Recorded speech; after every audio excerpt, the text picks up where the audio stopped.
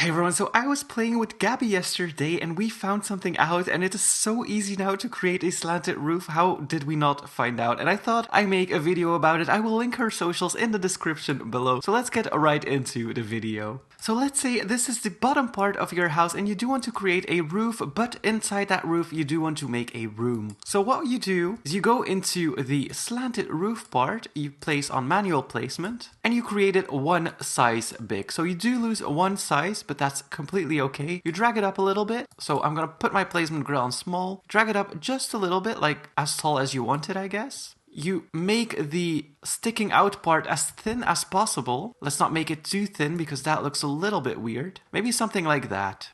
Wow, the angle was amazing. There you go, you have your first slanted roof part. Of course, you do want a floor on here, so we're gonna be placing a floor. I'm not gonna make a hole in the floor to accommodate the stairs, or maybe I will. Okay, let's assume, I don't know, the stairs are here or something like that. This is a weird stair angle, but I guess it's fine. It's a really small house this time. What I'm going to do now is I will go into the basic shapes, and yes, you do need advanced placing for this, I think. And then just on the ground, I will make my block one bit wide. So I do want to place it right in the middle of a block. And the reason I'm making it one block wide is because it's way more adaptable than in the future, where I can add windows to my roof and stuff like that. So you just make that like as wide as the wall, or you just try to make it as wide as the wall. And this is how far I will make it go. So this time I'm just going to drag it up. Yes, it's really expensive, $325 for one slab. And then what you want to do, placement grid on large, and you want to go to the uttermost corner of your roof. Well, that's not placement grid on large because this ain't gonna work. And as you can see, you can align it up nicely with the slanted roof. I need to make it a little bit thicker. There we go. So it sits flush. And then same thing on the other side. We're going to make it line up here, right in the corner. And as you can see, my roof pops out a little bit now. Wait, this is not lined up. No. There's this little spot right there that I cannot stand. Oh my god. Okay, I'm gonna have to deal with it, I guess. And then what you want to do is you want to drag them down so that they look like a normal roof. So this is about the height that it should be. There we go, we have a roof now. And then you can go ahead and just copy whatever and just line them up again. So make sure there are no gaps. In fact, what you can also do, because right now if we paint this in a roof material, so let's say I go for the asphalt shingles. As you can see, it will put the same thing on the bottom, and I don't want that in my room. I do want a lighter type of ceiling. What you can do is you can make it half the size, or just really tiny. As you can see right here, you pick it up, and of course you line it up again, but you also line it up with the top of the roof. Maybe I made it a little bit too thin now. But right under here, I can also place another one and paint that. Why did it shift like that? That was not, no. So it's kind of tricky to do. And then if you paint that white, I feel like it's too tiny though. Okay, I'm just gonna lay it flush on top of the roof that I already made, which shouldn't be too hard, just trying to zoom in a little bit. As you can see, you can lay it on top of that, and then inside you will have a normal type of roof or ceiling. But it's quite tricky to do, but as you can see, it does work. And now of course we can copy that. Actually, I should have done that at the beginning and just line it up. And as you can see, it does look so amazing. Gonna leave a little gap for a window. It's gonna start on the other side. And then as you can see, of course, it inverted. You just copy your colors and you switch them out. And of course, some adjusting is always nice. Now, as you can see, it is not 100% flush,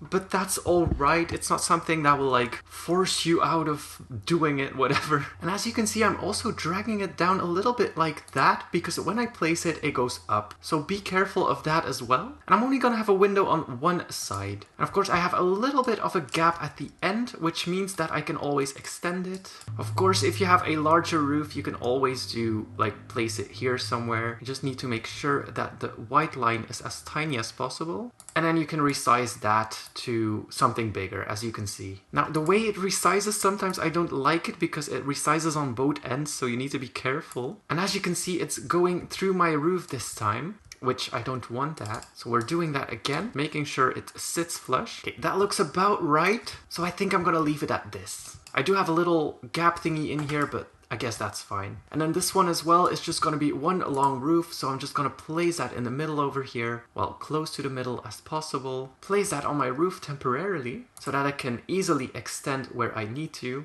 and make it a little bit tinier so it doesn't come through the roof. And then we place that back. Try to be in the middle, or as close to the middle as possible. We want the gap to be as tiny as possible as well, but as you can see, it comes out of the roof just a little bit. So we're going to resize that and then replace it once again. It needs to be just a bit tinier. So I'm not saying this is very easy to do, but so far it's the easiest way that I could find to do it with having like ceiling walls inside of your house as well. Now this is very, very close to where the ceiling is, so if you zoom out far, you will see that it actually pops through. Of course you can fix that by extending it, but I wouldn't do that too much. Something like that should already fix the issue of zooming out, as you can see. So if you have a big attic, you can always extend it just a little bit more. There we go, that's another problem fixed. Now if you want to create a window inside your ceiling, you will of course have to have an open space in it. Going back to the basic shapes, and we take the transparent cube, and you want to place it almost in the middle of this space. So I guess it's something like that. I'm gonna temporarily paint it in a really obvious color so that you can follow me along.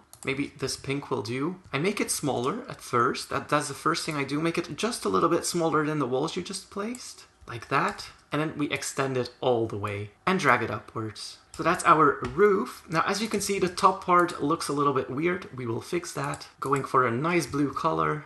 And then what I usually do is I take this part, I take another cube, I place it on top here, and then I scale it down again. So something like this, probably. Extend it. Again, bring it towards the middle almost, and make it flush with the roof. There we go, it's sitting flush now. And drag this down a little bit. That's about the size. I do want it to be a little bit tinier. I do want a really big window on my roof. And then again, you make it sit flush here as well. Same thing again, you paint it in the roof shingles. That is looking so pretty right now. And of course, if you want to do the same inside, you will have to paint this first and make it smaller. So you drag that down all the way. Well, that's the smallest I can get. So you're probably not going to be able to add like your ceiling color in it, but I guess that's fine. Then to make the window look like a window, you go into structural and then you go to the round rod. This time I'm going to pick the standard one, I think. You go all the way into the corner and then you drag your rods down. Same thing on this side. You go all the way into the corner and you drag it down. And then you do the same thing at the top, from the corner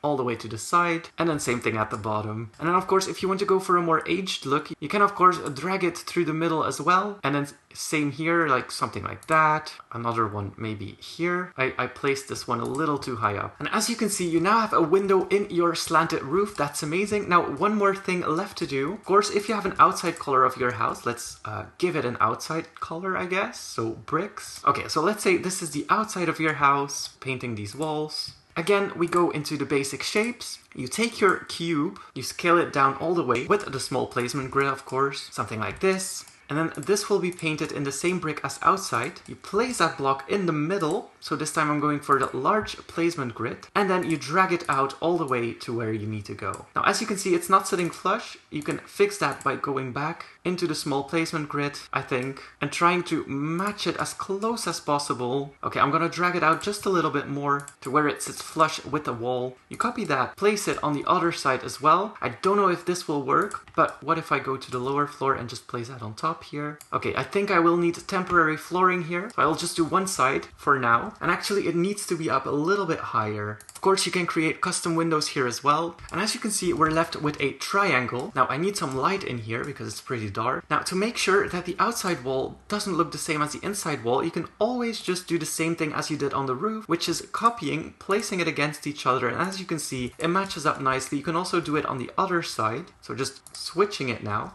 And connect it to your walls before you build anything else. And as you can see, you now have your indoor room without the outside wall peeking through, which is amazing. Now going back here, you go back to the basic shapes and we have a little triangle here. It's called the horizontal wedge. Same thing again, you place it, you scale it down, something like this, and then you drag it up and outwards to like as high as you need it to be. This is a little bit taller than what I need, and the roof is a little bit more slanted. So I think that's about what I need. Let's replace it and see if it sits flush. I think that's about right. Copying that to the other side. Of course, you can make this into windows or stuff like that, so if you do a little bit more effort, you can place the wedges higher, create a little square in here or something like that. I'm not gonna do that right now. And then same thing on the other side, make sure it doesn't come through the roof, and then you paint that in the outside wall color as well. As you can see, it sits so nice and flush without having to use the beams. Same thing, you copy this, you bring it to the inside, and you paint it in the inside wall color. And there we go, that looks amazing. And so as you can see, this really didn't take long. I'm lucky because it's 6 a.m. Zooming out, I can still see a little bit of the shingles, but once inside that will be completely alright. Going up here, as you can see, I can look through my window, and I have an entire new floor that I can build on. I got my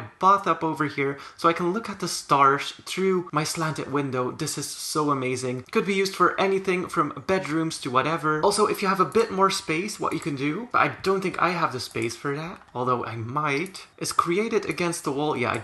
This is too tall, but create it against a wall, and then of course you can make your own little doorways so that you can divide your attic into different rooms, which is amazing. So I hope this tutorial helped you. I did this in like 15 minutes. If I wasn't talking, it probably would have only taken 10 minutes. The plot value going out of build mode is $14,000, so I think it's quite alright for a slanted roof, which we have now, and we needed a lot less items than what we used to need. So this is quite amazing. I'm probably gonna build a house with an office space right here so that I can use my desk and look through the window like that. I feel like it's just a really cool way to add something special to your house, and you don't lose the entire upper floor to just a closed off roof. It's a little bit of work, but it's so worth it in the end. Now I'm gonna leave it at this. Thank you guys so much for watching. Hit that like button, and please subscribe.